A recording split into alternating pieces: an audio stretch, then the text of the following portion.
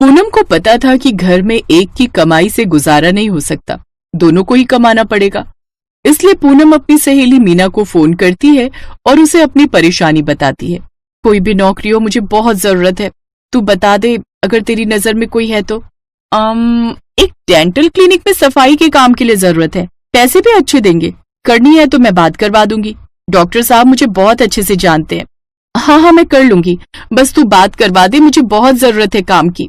ठीक है, तो तू 4 बजे मुझे मिल, उनके क्लिनिक खोलने का टाइम होता है, फिर मैं तेरी बात करवा दूंगी। पूनम मीना के साथ डॉक्टर तुषार के डेंटल क्लिनिक पर जाती है। डॉक्टर तुषार बहुत ही अच्छे स्वभाव के डॉक्टर थे। सभी से सम्मान से बात करना और सबको रिस्पेक्ट देना ये उनका चरित्र था। पूनम उनके डेंटल क्लिनिक में नौकरी पर लग जाती है। उसे वहां काम करना बहुत अच्छा लग रहा था। डॉक्टर तुषार की वाइफ प्रियंका भी साथ में ही क्लिनिक पर बैठती थी, पर उन्हें अचानक ही अपनी एक जरूरी मीटिंग के लिए कुछ महीनों के लिए विदेश जाना पड़ रहा था। उन्होंने क्लिनिक की सारी जिम्मेदारी पूनम को दे दी। मैं 2 महीने बाद लौट आऊंगी, पर तब तक तुम्हें क्लिनिक का पूरा ख्याल रखना है। और हाँ, तुम बता रही थी तुम खाना भी घर से ही ले आओगी, तो ये मुझे बहुत अच्छा रहेगा। इनसे तुम पूछ लेना कि ये कैसा खाना खाते हैं, ये कुछ एक्स्ट्रा पैसे रख लो, काम आएंगे। दीदी जी, मुझे एडवांस के पैसे पहले ही डॉक्टर भैया ने दे दिए थे, ये रहने दीजिए। कोई बात नहीं, तुम काम भी तो इतना कर रही हो, तो इतने तो बनते ही हैं, रख लो। प्रियंका, तुम्हारी फ्लाइट का टाइम हो रहा है, चलो मैं तुम्हें एयरपोर्ट छोड़ देता हूँ। डॉक्टर प्रियंका विदेश चली जाती है। अब पीछे से डॉक्टर तुषार के क्लिनिक की साफ सफाई, पूरी देखभाल, डॉक्टर तुषार के खाने की जिम्मेदारी सब पूनम ने संभाल ली। ये तो आजकल खाना बनाकर कहाँ ले जाने लगी है, तू तो साफ सफाई का काम करती है ना। वो डॉक्टर दीदी विदेश गई है, तो डॉक्टर भैया के खाने की जिम्मेदारी वो मुझे दे गई है। जब तक दीदी नहीं आती तब तक भैया जी का खाना मैं ही ले जाऊंगी। वो तो बात सही है, क्या तू इन सब कामों के ऊपर के पैसे ले रही है या फिर ऐसे ही खाना बना कर देगी? पहले ही घर में इतने पैसे नहीं हैं। माँ जी, डॉक्टर दीदी मुझे पगार बढ़ाकर देकर गई हैं और डॉक्टर भैया भी बहुत मदद कर देते हैं। जब भी जरूरत पर पैसे मांगती हूँ तो दे देते हैं, बहुत अच्छे हैं। ठीक है, तो इस महीने का किराया तो भर देना। वैसे भी मेरा कोई काम नहीं है, मेरे से तो पैसे की उम्मीद मत रखना। हाँ, जब से पूनम की नौकरी लगी तब से सुरेश ने और भी ज्यादा आलसीपन शुरू कर दिया। अब तो वो पूनम के पैसों से शराब ही पीने लगा। उसे शराब की बुरी लत लग गई। रक्षाबंधन का त्योहार आने वाला था। पूनम रक्षाबंधन के दिन सुबह सुबह क्लिनिक पर गई तो डॉक्टर तुषार पहुंच चुके थे, पर वो बहुत उदास थे। क्या हुआ डॉक्टर भैया, आप थोड़े उदास दिखाई दे रहे हो, और आज आपने राखी नहीं बांधी, आपकी कलाई सूनी क्यों है? वो इसलिए पूनम, क्योंकि मेरी कोई बहन नहीं है। हम जब बहुत छोटे थे तब मेरी बहन एक बीमारी का शिकार हो गई और इस दुनिया से चली गई। तब से लेकर आज तक मेरी कलाई सूनी ही है।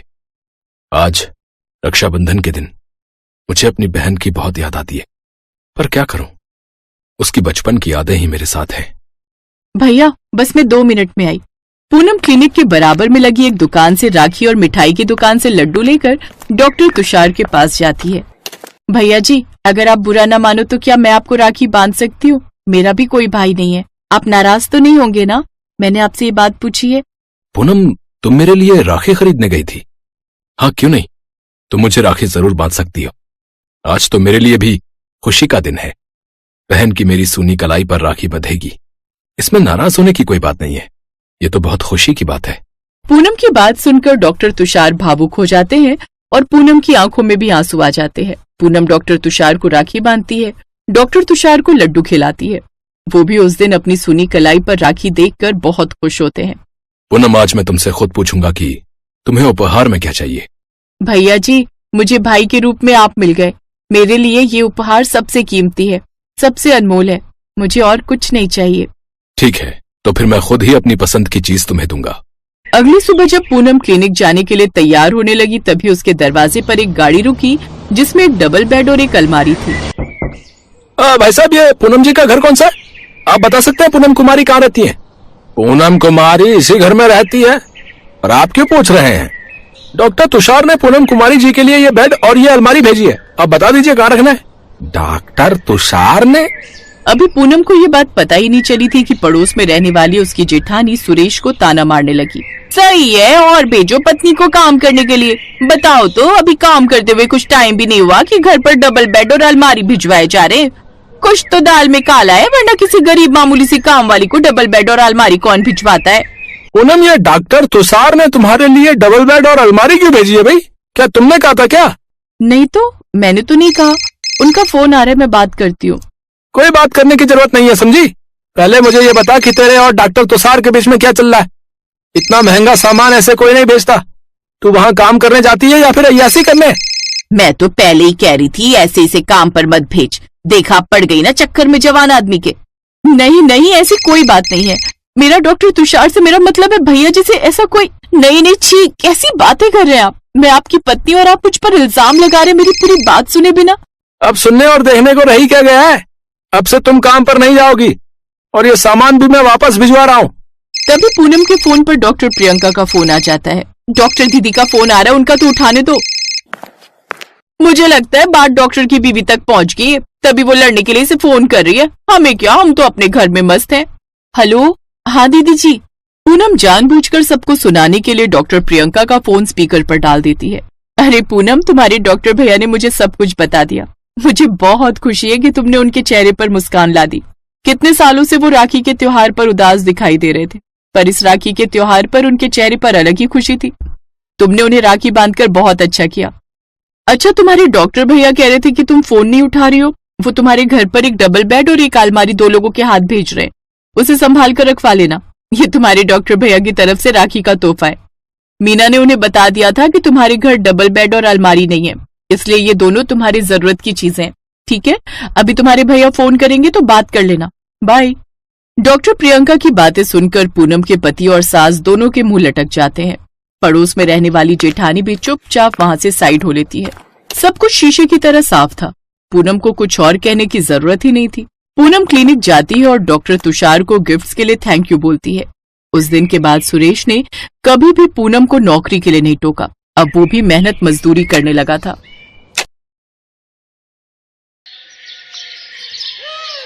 अनिमेश की आज नौकरी चली गई। वो ऑफिस से निकलकर रास्ते पर आया और फुटपाथ पर बैठ गया।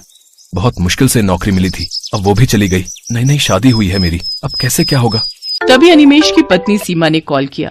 सुनिए, हम गाड़ी कब ले रहे हैं? गाड़ी? अभी तुम्हें गाड़ी क्यों चाहिए? मेरी सहेली ने नई गाड़ी खरीदी है, बहुत सुंदर है, मुझे भी एक गाड़ी चाहिए। सीमा, अब हमारे पास उतने पैसे नहीं हैं, मैं कहाँ से गाड़ी खरीदूं? मुझे कुछ नहीं पता, मुझे नई गाड़ी चाहिए चाहिए चाहिए चाहिए।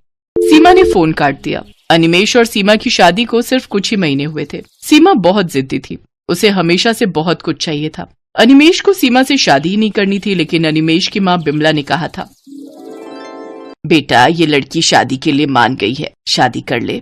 लेकिन माँ, मेरी तनख्वाह ज्यादा नहीं है। तो क्या हुआ, बीवी को सिर्फ 2 वक्त का खाना ही तो खिलाना है। शादी कर ले बेटा, नहीं तो और लड़की नहीं मिलेगी। अनिमेश ने अपनी माँ की बात सुन ली और सीमा से शादी कर ली।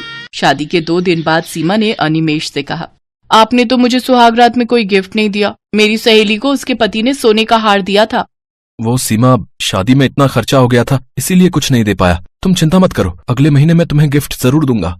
मुझे एक सोने का हार ही चाहिए। वो तो बहुत महंगा है, सस्ता कुछ देने से नहीं चलेगा? सस्ता? क्या मैं तुमको सस्ती लगती हूँ? यार, ये मैंने किस लड़के से शादी कर ली, पता है कहाँ से रिश्ते आ रहे थे मेरे लिए। अच्छा ठीक है, मैं पूरी कोशिश करूंगा, तुम शांत हो जाओ। अगले महीने अनिमेश अपनी पूरी सैलरी से सीमा के लिए एक सोने की अंगूठी खरीद कर लाया, लेकिन उससे भी सीमा खुश नहीं हुई। सीमा को बहुत कुछ चाहिए था। उसकी सहेलियां हर महीने कुछ न कुछ खरीदती रहती थीं और वो देखकर सीमा भी अनिमेश के सामने जिद पकड़कर बैठ जाती थी। सीमा की जरूरतें पूरी करने के लिए अनिमेश ने बैंक से लोन भी ले लिया और आज उसकी नौकरी चली गई और उधर सीमा गाड़ी खरीदने की जिद पकड़कर बैठ गई। अनिमेश घर लौटा तो सीमा के साथ उसका झगड़ा शुरू हो गया। तुम गाड़ी नहीं खरीदोगे तो मैं तुम्हें छोड़कर मायके चली जाऊंगी। सीमा, समझने की कोशिश करो, मेरी नौकरी चली गई है, अभी मेरे पास घर चलाने के पैसे नहीं है। तो मैं क्या करूं? मुझसे शादी क्यों की थी? घर चलाने का दम नहीं है, लेकिन शादी जरूर करनी है। वहां सीमा की सास बिमला आई और सीमा को समझाने की कोशिश करने लगी। बहू, जिद करना अच्छी बात नहीं है, मेरा बेटा कोशिश तो कर रहा है। आप बीच में मत बोलिए, मैं कुछ नहीं सुनना चाहती। मुझे गाड़ी चाहिए, मुझे भी सहेलियों को दिखाना है कि मेरे पास गाड़ी है। सीमा ने खाना नहीं बनाया। रात को सीमा की सहेली ने उसे वीडियो कॉल किया। सीमा, ये देख, हमने भी नई गाड़ी ले ली, तू कब ले रही है? अब मैं भी इसी महीने गाड़ी ले लूंगी। इतनी महंगी गाड़ी लूंगी ना, तू देखती रह जाएगी। हाँ। अनिमेश छुपकर ये देखता रहा और मन ही मन सोचता रहा। मैंने माँ से कहा था कि मुझे शादी नहीं करनी, लेकिन माँ ने जबरदस्ती मेरी शादी करवा दी। अब मुझे ही भुगतना पड़ रहा है। क्या करूं, अब गाड़ी कहां से लाऊं? अगले दिन अनिमेश नई नौकरी ढूंढने के लिए निकल गया। उसने 2-3 कंपनी में इंटरव्यू दिया, लेकिन कहीं भी उसे नौकरी नहीं मिली। देखो, अभी मार्केट में नौकरी की हालत बहुत खराब है और ऊपर से तुम ज्यादा अनुभवी भी नहीं हो। तुम्हें कैसे नौकरी पर रख लूं? लेकिन तुम्हें ये नौकरी चाहिए क्यों? मेरी पिछली नौकरी भी चली गई है, इसीलिए। अच्छा, समझ गया। लेकिन मेरे यहाँ ऑफिस में कोई नौकरी नहीं है। सर, मुझे एक नौकरी दे दीजिए, मैं कुछ भी करने के लिए तैयार हूँ। तुम्हें गाड़ी चलाना आता है? हाँ सर। मुझे एक ड्राइवर चाहिए। मैं तुम्हें ड्राइवर का काम दे सकता हूँ और रात को तुम गाड़ी अपने घर ले जा सकते हो। मैं राजी हूँ सर। ठीक है, तुम्हारी नौकरी पक्की, लेकिन सुबह सुबह गाड़ी लेकर आनी पड़ेगी। मुझे घर से ऑफिस और ऑफिस से घर छोड़ना पड़ेगा। अनिमेश राजी हो गया। उसके दिमाग में एक आइडिया आया। रात को अपने बॉस को घर छोड़ने के बाद गाड़ी लेकर वो अपने घर चला गया। गाड़ी देखकर सीमा खुशी के मारे नाचने लगी। अरे वाह, कितनी बड़ी गाड़ी है, कितनी सुंदर है। हाँ सीमा, तुम कब से गाड़ी खरीदना चाहती थी ना, इसीलिए आज गाड़ी खरीद ही लाया। हमारी पहली गाड़ी बहुत सुंदर है। बेटा, तुझे नई नौकरी मिल गई है क्या? हाँ माँ, इसीलिए तो गाड़ी खरीद ली। चलिए, आप दोनों गाड़ी में बैठ जाइए। माँ और बीवी को गाड़ी में बिठाकर अनिमेश शहर के रास्तों में घूमने लगा। उसने अपनी माँ और बीवी से झूठ कहा। सीमा अपनी सहेलियों को वीडियो कॉल में गाड़ी दिखाने लगी। ये देख, कितनी बड़ी गाड़ी है, कितनी सुंदर है और बहुत महंगी भी है। सीमा को खुश देखकर अनिमेश भी बहुत खुश हुआ, लेकिन अनिमेश को नहीं पता था कि उसका ये झूठ एक न एक दिन पकड़ा जाएगा। कुछ महीनों तक घर में शांति बरकरार रही। सीमा को उसकी सहेली ने कॉल किया। सीमा, आज हम शॉपिंग करने जा रहे हैं, तू भी चल हमारे साथ। ठीक है, मैं गाड़ी लेकर आती हूँ। सीमा गाड़ी लेकर चली गई। उधर अनिमेश का बॉस ऑफिस जाने के लिए तैयार होकर बैठा रहा। अरे, अभी तक तो अनिमेश को गाड़ी लेकर आ जाना चाहिए था, वो आया क्यों नहीं? बॉस ने अनिमेश को कॉल किया। अनिमेश नींद से उठा और देखा गाड़ी गायब है। माँ, गाड़ी कहाँ गई? वो तो बहू लेकर चली गई है बेटा, तू आज बस से ऑफिस चला जा। अरे यार, अब इन्हें कैसे बताऊं कि ये गाड़ी ही मेरा ऑफिस है? बॉस ने अनिमेश को बहुत डांटा और कहा, तुम्हारी वजह से आज मैं ऑफिस नहीं जा पाया। मैं तुम्हें नौकरी से निकाल रहा हूँ। आज शाम को गाड़ी लेकर आना और रख के जाना। दोपहर को सीमा गाड़ी लेकर लौट आई और तभी बैंक से कुछ लोग आ गए। अनिमेश कौन है यहाँ? मैं हूँ। क्या बात है? बैंक का लोन नहीं चुकाया तुमने? ये तुम्हारी गाड़ी है ना, हम इसे लेकर जा रहे हैं। ये बोलकर वो आदमी गाड़ी लेकर चला गया। अब क्या होगा? सब कुछ बर्बाद हो गया। गाड़ी भी चली गई, नौकरी भी चली गई। नौकरी चली गई, लेकिन क्यों? तुम आज बस से ऑफिस क्यों नहीं गए? अरे, वो गाड़ी ही मेरा ऑफिस है। मैं ड्राइवर का काम करता हूँ। अनिमेश ने अब सब कुछ सच सच बता दिया। अब मुझे पुलिस उठा कर ले जाएगी। अब मुझे जेल में सड़ना पड़ेगा। सब कुछ तुम्हारी वजह से सीमा, तुम्हारे लालच की वजह से आज मेरा सब कुछ बर्बाद हो गया। पुलिस का नाम सुनकर सीमा डर गई। माफ कर दीजिए मुझे, वो सहेलियों के चक्कर में मैंने आपको बहुत परेशान किया। बहू, तुम इस घर की बहू हो। बहुओं का काम होता है घर को सुरक्षित रखना, लेकिन तुम्हारी वजह से आज सब कुछ बिखर गया। सीमा को अपनी गलती समझ में आ गई। उसने सारे जेवर बेच डाले और उससे बैंक का लोन मिटाकर गाड़ी छुड़ा लाई। अनिमेश बॉस के घर गाड़ी लौटाने गया। सीमा भी उसके साथ गई और बॉस से माफी मांग ली। सीमा को रोते हुए देखकर बॉस ने अनिमेश को नौकरी से नहीं निकाला। बॉस ने कहा, बहू, जिद और लालच करने से बुरा ही होता है। मन लगाकर काम करो, एक न एक दिन तुम्हारे घर में नई गाड़ी जरूर आएगी। अनिमेश के साथ साथ सीमा भी नौकरी करने लगी।